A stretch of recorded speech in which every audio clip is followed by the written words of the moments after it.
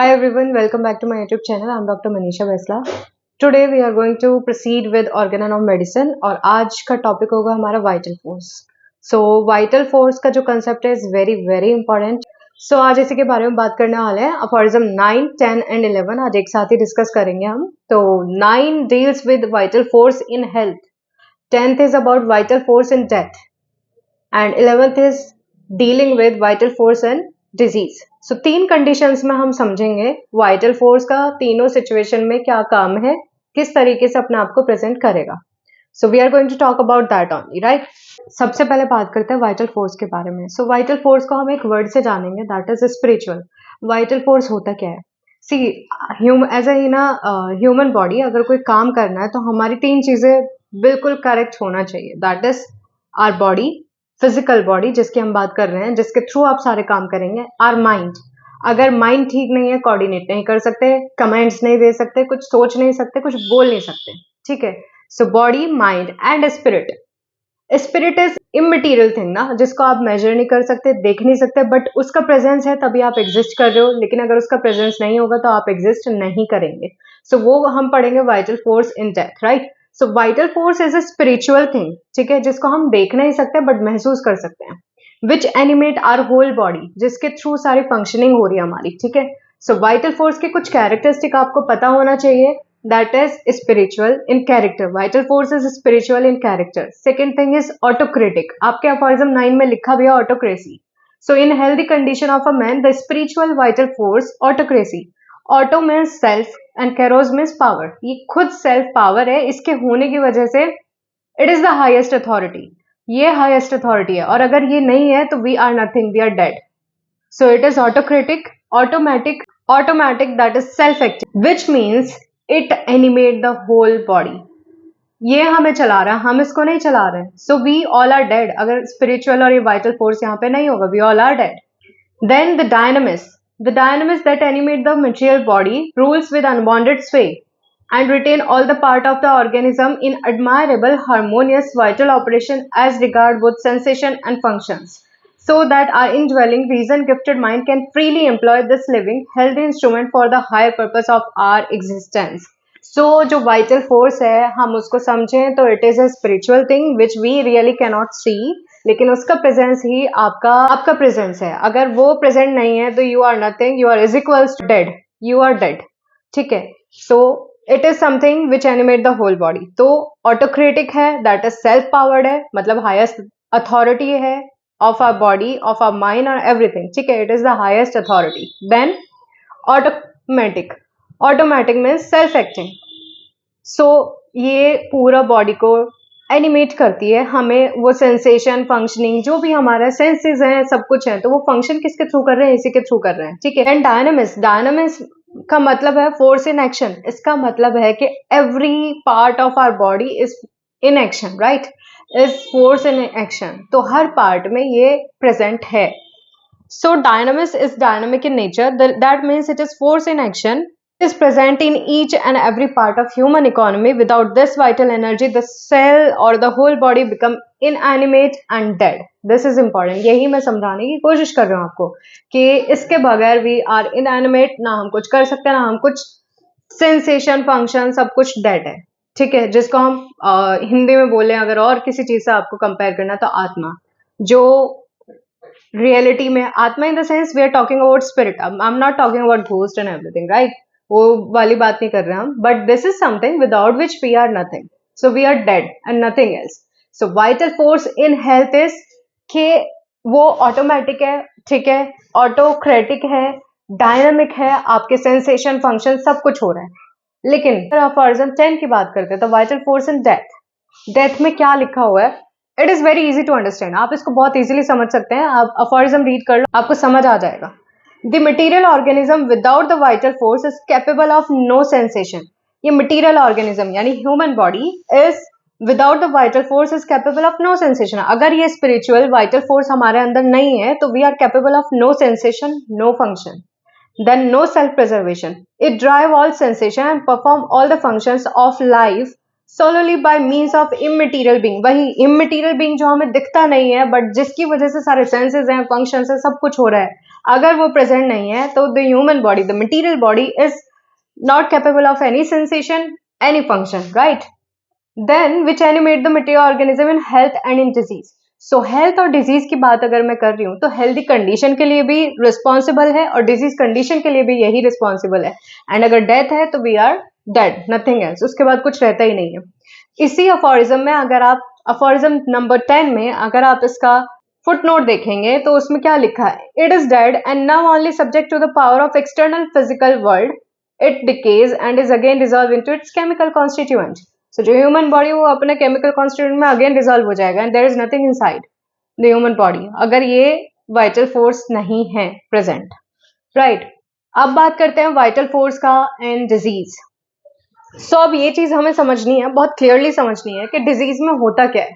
जब तक ये वाइटल फोर्स का डीरेंजमेंट नहीं होगा तब तक आप डिजीज नहीं हो सकते। फॉर एग्जाम्पल, एक ही क्लास में अगर 6 लोग बैठे हैं और वहां पे एसी ऑन है, बट सिर्फ 2 लोगों को सिम्टम्स आए हैं कफ के, स्नीजिंग के, राइनाइटिस के, और किसी को नहीं आया, तो क्या हुआ? दैट मीन्स उनका इम्यूनिटी कम था, ठीक है? तो उनका वाइटल फोर्स उस लेवल पे था ही नहीं, उसको वो एक्सपोजर मिला है और डीरेंजमेंट हुई है वाइटल फोर्स की and then the person become diseased. जबकि 4 लोग और भी बैठे हैं, they are having the same environment and same condition, लेकिन उनको बीमारी नहीं हुई है। तो आपको ये चीज समझनी पड़ेगी, जब भी we are talking about disease, सबसे पहले डीरेंजमेंट होता है किसका? वाइटल फोर्स का। The force, the spiritual thing which is animating the whole body. So सबसे पहले there is a derangement of vital force. So अगर याद रखना है vital force in disease, that is simply the derangement of vital force. अब देखो, vital force का derangement होगा तो vital force is dynamic in character, force in action, right? ठीक है, देख नहीं सकता आप उसको। So it should be deranged by the dynamic influence only. हमेशा मटीरिया पेकन्स एक वर्ड लिया गया है, लैटिन वर्ड है, जिसका मतलब होता है मटीरियल कॉज ऑफ डिजीज। हमेशा डिजीज में मटीरियल कॉज जरूरी नहीं होता है। फॉर एग्जाम्पल, अगर हम मेंटल हेल्थ की बात करते हैं, मेंटल हेल्थ में किसी ने आपको वर्ड्स के थ्रू हर्ट किया, ठीक है, आपको कुछ ऐसा बोल दे जो आपको नहीं एकदम समझ आया हाउ टू रिएक्ट, और ये तो बहुत ही खराब था, बहुत ही हर्टिंग था, ठीक है, क्या हुआ? वहां पे आपको किसी ने फिजिकली थोड़ी मारा, थप्पड़ थोड़ी मारा आपको, क्या आपको समझ आ रहा है कि आपको चोट लग रहा है, कुछ दिख रहा है फेस पे या कुछ बॉडी पे दिख रहा है? बट अगर ये हर्ट किया है तो ये पूरा इमोशंस एंड एवरीथिंग आपका खराब करके जाएगा। दैट मीन्स हो सकता है नेक्स्ट डे आपको फीवर हो जाए, तो यहाँ पे कोई मटीरियल कॉज नहीं था आपके लिए, it was the derangement of vital force first. पहले वो वाइटल फोर्स डीरेंज हुआ है, देन आपको ये चीजें सारी आनी शुरू हुई हैं। सो हमेशा मटीरियल कॉज डिजीज का हो जरूरी नहीं है, ठीक है? सो अगर मैं 11th अफोरिज्म की बात करूं, when a person fall ill it is only this spiritual self acting, that means automatic vital force everywhere present in his organism, that is primarily deranged by the dynamic influence upon it of a morbific agent inimical to life। morbific की अगर बात कर रहे हैं, मतलब morbific is the thing which is able to produce the disease। हमेशा याद रखेंगे कि disease condition अगर किसी का हुआ है तो that means first सबसे पहले उस चीज के लिए vital force का derangement होना बहुत जरूरी है। I hope it is clear कि सबसे पहले वाइटल फोर्स का डीरेंजमेंट होगा, then you will get this disagreeable sensation, irregular process होगा जिसको हम डिजीज बोलते हैं। Then what is written in the aphorism is as power invisible in itself. ये पावर दिखता नहीं है, ठीक है, in itself and only cognizable by its effect on organism. हमें कैसे पता चलेगा? जब ह्यूमन बॉडी में डीरेंजमेंट शुरू हुई, अलग अलग साइंस एंड सिम्टम्स आने शुरू हुए, देन वी अंडरस्टैंड कि अब इसी पर्सन जो है डिजीज की तरफ जा रहा है, मतलब उसका वो रूटीन से बाहर आ गया है, ठीक है, there is something different, healthy process से अभी कुछ अलग हो रहा है उसके साथ, right? Its morbid derangement only make itself known by manifestation of disease in the sensation and function of those part of the organism exposed to the senses of the observer and physician, that is by morbid symptoms। so symptoms के through ही पता चलता है कि the person is diseased now, right? and in no other way can it make itself known। तो ये जो हमारी vital force दिखती नहीं है, अगर ये बीमार है या अगर इसमें डीरेंजमेंट हुआ है तो ये अपना आपको कैसे शो करती है? By showing the derangement through signs and symptoms, ठीक है, वो जो साइंस और सिम्टम्स आ रहे हैं उसके थ्रू ये प्रेजेंट करती है अपना आपको, the person and human is disease right now, ठीक है? I hope it is clear. इसमें मटीरिया पेकन फुटनोट 11 बहुत इंपॉर्टेंट है, second third year first year, ये इंपॉर्टेंट फुटनोट है आपका बहुत important short note long question कुछ भी आ सकता है इसमें से, so be clear about this. Material peccans क्या है? So it is a material cause of disease. अब देखो इसी के फुटनोट में एक बड़ी अच्छी चीज लिखी है जिसको मैं एलेबोरेट करना चाहती हूँ। Long footnote appear in 6th edition, what is dynamic influence. सबसे पहली चीज समझना, व्हाट इज डायनामिक इन्फ्लुएंस, होता क्या है डायनामिक इन्फ्लुएंस। अगर मैं एक चीज बताऊं, dynamic is something which you can not see but उसका प्रेजेंस है। अगर मैं एक वर्ड में बताऊं कि आप देख नहीं सकते लेकिन उसका प्रेजेंस है, लाइक हम भगवान नहीं देख सकते बट वी ऑल नो कि वो एक पॉजिटिविटी, एक पावर है, ठीक है। इट्स अ डिफरेंट टॉपिक, कोई माने ना माने, दैट इज सबका परसेप्शन है, लेकिन it is something which is known through its actions and you know when we lose hope in everything तो हम सोचते हैं कुछ तो हो जाए, कुछ ऐसा मिरेकल हो जाए, एंड वी उसी मिरेकल को हम क्या बोलते हैं, भगवान बोल देते हैं ना, right. So dynamic is something like this. अब एग्जाम्पल देखते हैं। Our earth by virtue of hidden invisible energy carries the moon around her in 28 days and several hours, and the moon alternately in defined fixed hours raises our northern seas to flood tide and again correspondingly lowers them to ebb. Apparently this take place not through material agency। ये जो हो रहा है, ये जो अर्थ हमारी carry करती है मून को 28 डेज के लिए, जिसकी वजह से आपका ये सारा नॉर्दर्न सीज में फ्लड, टाइड्स एंड एवरीथिंग, ये सब चीजें आती हैं, ये दिखता है क्या? ये सब नहीं दिखता है, बट ये सब कुछ हो रहा है। So these things take place not through material agencies, not through mechanical controversies, as are used for product of human labor. And so we see numerous other events about us as a result of action of one substance on another, एक substance का action दूसरे पर, without being able to recognize a sensible connection between cause and effect. Cause और effect हमें नहीं पता चल रहा, मतलब ये moon और अर्थ कैरी कर रही है मून को फॉर 28 डेज, वो एक साइकिल जो फॉलो होता है, ठीक है, लेकिन वो दिखता नहीं है, उसका कॉज एंड इफेक्ट हमें दिख रहे हैं, बट एक कुछ क्लियर आप एक रास्ता नहीं बना सकते कि ये ऐसे ही होगा, एक तरीका नहीं होता कि ये ऐसे ही होगा, बट इट इज। एक एग्जाम्पल और देखें तो, just as the energy of magnet attracting a piece of iron और स्टील इज नॉट मटीरियल। जो मैग्नेट है, अगर एक आयरन या स्टील का चीज को वो मैग्नेट कर रही है, अट्रैक्ट कर रही है, तो वो क्या हम देख सकते हैं? No, there is no power in between, but कुछ है जो अट्रैक्ट कर रहा है, कुछ है जो दिख नहीं रहा है, राइट? उसी को तो डायनेमिक बोला है, उसी को तो डायनेमिक्स बोला है, ठीक है। It's not mechanic. One see that the piece of iron is attracted by one pole of the magnet, but how it is done is not seen। ये हुआ कैसे ये नहीं दिख रहा है, लेकिन वो हो रहा है, ये आपको भी पता है, right?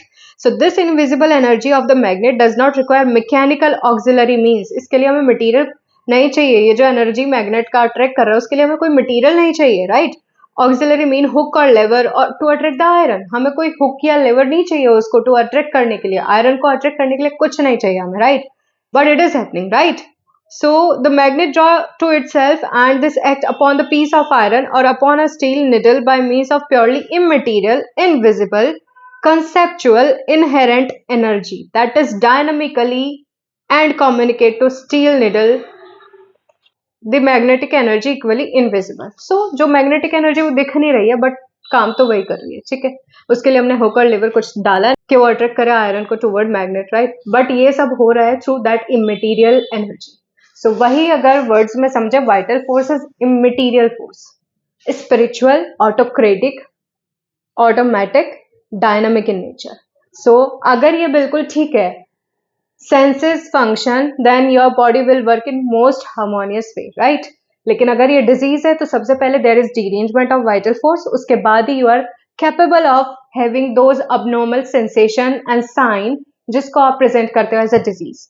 So material cause of material peccant जो हम बोलते हैं, that is material cause of disease does not exist. सबसे पहले वाइटल फोर्स होना चाहिए, उसी के बाद कुछ हो सकता है। सो गाइज आपके अफॉर्जम 11 में फुटनोट में 3-4 एग्जांपल्स दिए हुए हैं, उसको अच्छे से रीड करो तो आपका ये जो डायनामिक वाला कंसेप्ट है ये भी क्लियर आउट हो जाएगा। It's easy to understand if you believe कि जो वो बोल रहा है वो है या वो एग्जिस्ट करता है, और ये हमारे खुद के भी एक्सपीरियंसेस होते हैं, ऐसा नहीं है कि नहीं है, ठीक है। हम हर चीज नहीं देख सकते but there is a presence, right?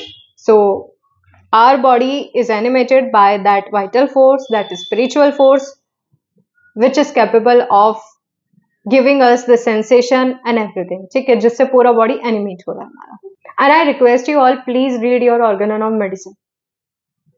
ठीक है, हमें हेल्पिंग बुक्स की जरूरत होती है बट सबसे पहले अपना टेक्स्ट पढ़ो, सो हमारा ये आरी डर्जन, विलियम बोरिक, ये पढ़नी है, यही पढ़ोगे तभी समझ आएगा, ठीक है। एट द एंड आपको यही पढ़ना है और इजी है, इजी है। एक टाइम पे हमें भी नहीं समझ आता था व्हाट इज ऑर्गेनन, क्या बोल रहे हैं, नहीं समझ आ रहे, किस लैंग्वेज में बोल रहे हैं, नहीं समझ आ रहा है कि इसका मतलब क्या है उसका, but you have to go through it. बार बार आप एक बार उस अफोरिज्म को पहले जिस्ट में समझो वो कह क्या रहा है, देन रीड एवरीथिंग, एक लाइन पढ़ो उसका तो समझ आ जाएगा। और हर अफोरिज्म का जिस्ट याद रखो कि अच्छा इसमें इसने ये चीज बताने की कोशिश की। जैसे अफोरिज्म 8 का जो रिमार्क है वो हमने ध्यान रखा, यो फ्रेंड ने क्या बोले कि homeopathy can remove science and symptoms but disease को नहीं कर सकता है। सो जिस्ट याद रखना is very very important. So this is all about today's video and we'll meet in the next one. Till then take care of yourself. Study hard. Organon is something जो आपके जिसके basics आपके clear होंगे then you will definitely be a good practitioner. I can say that. Because जब हमारे concept clear होते हैं, basics clear होते हैं ना, तब हम अच्छा prescription कर सकते हैं। Organon जो है एक वही हमारा pillar, होम्योपैथी का एक पिलर है, उसी के बेसिस पे सब कुछ चल रहा है। मटीरिया मेडिका भी उसी के बाद काम आएगी आपके।